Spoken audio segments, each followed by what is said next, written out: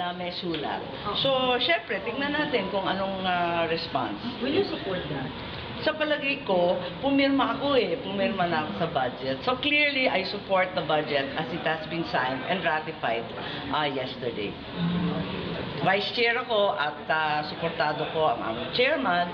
Naintindihan ko ang mga duda at tanong ni Senator Ping, pero naintindihan ko rin yung sistema sa Kongreso. Kasi lahat kami, meron kaming distrito. Noon, nung congressman ako.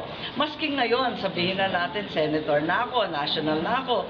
Di syempre, hahabulin ko pa rin yung para sa Northern Luzon. Hahabulin ko pa rin para sa Samar, sa Leyte, at sa Mindanao. Yung sa Mindanao naman, parang wala naman diskusyon kasi kawawa naman sila talaga. Hirap-hirap ng buhay. May issues pa of peace and order, may issues pa of malnutrition. Ngayon, may lindol pa. Labis-labis na talaga.